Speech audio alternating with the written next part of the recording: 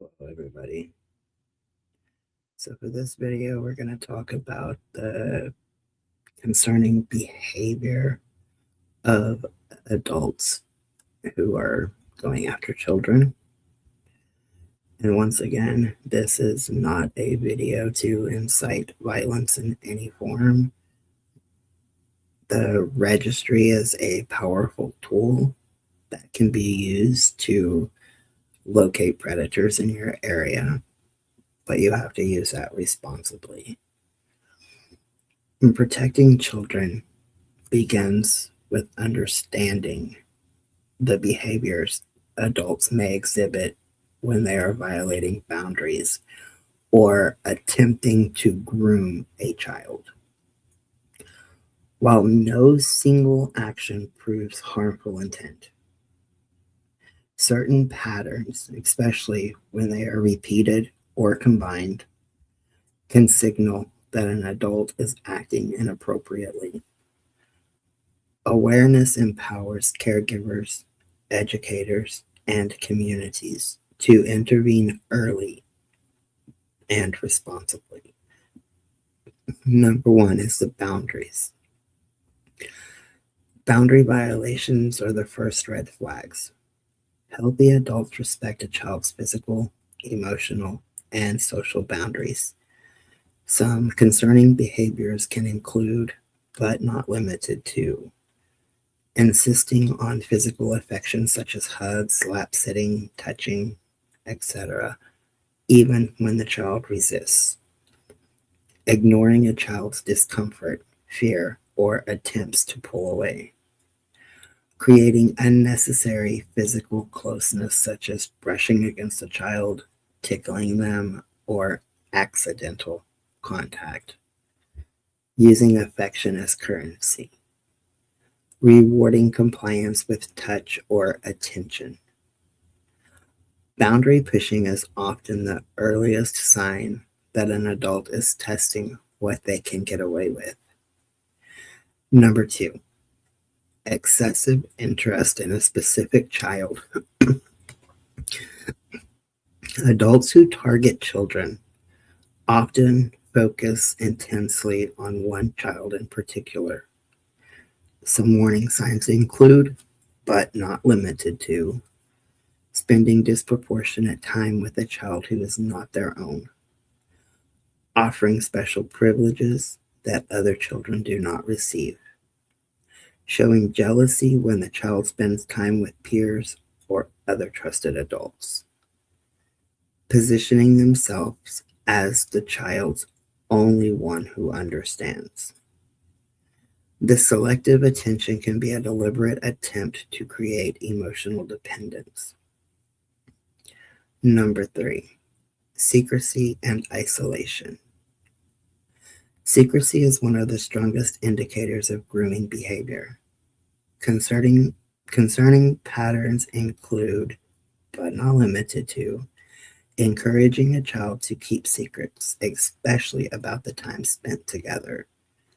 Arranging one-on-one situations that are unnecessary or hidden from caregivers.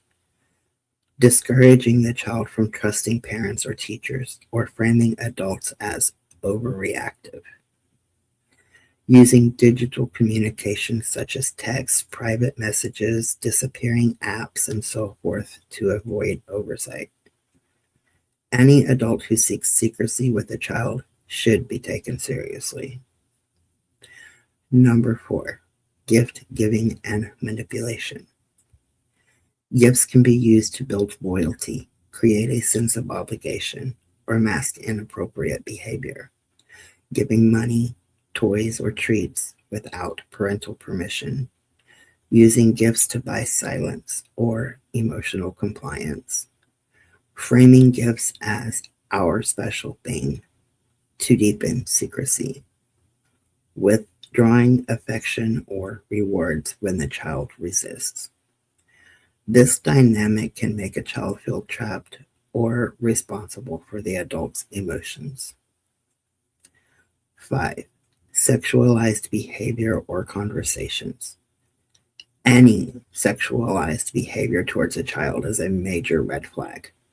Examples include sexual jokes, comments, or accidental exposure to adult content.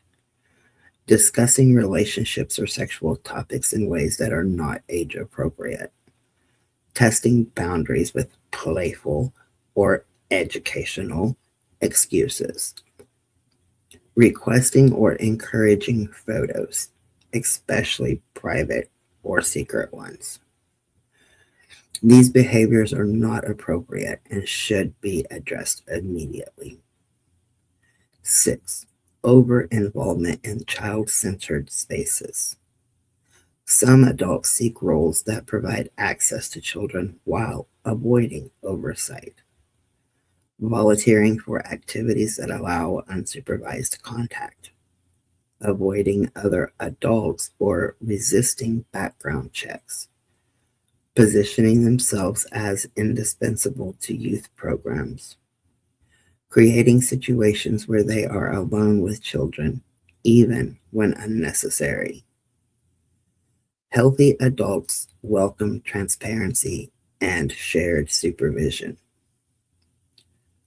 And then responding safely and responsibly. Recognizing concerning behavior is only the first step. How a community responds is equally important. 1. Do not confront or retaliate. Acting independently, especially with anger or vigilantism, can endanger the child, destroy evidence, compromise an investigation, and put the reporting adult at legal risk. Even when emotions run high, individual retaliation is never the answer. 2. Report concerns to law enforcement or child protective services. The number scrolling across the screen is a good place to start, and you can also do it anonymously there. Professionals are trained to investigate safely, protect the child, preserve evidence, determine whether a crime has occurred, and provide resources for families. Reporting is not an accusation. It is a protective action that allows trained authorities to evaluate the situation. 3. Understanding the role of sex offender registries. Registries exist to provide transparency. They help families understand their surroundings, support informed decision making, encourage community safety planning. They are not tools for harassment, retaliation, or harm.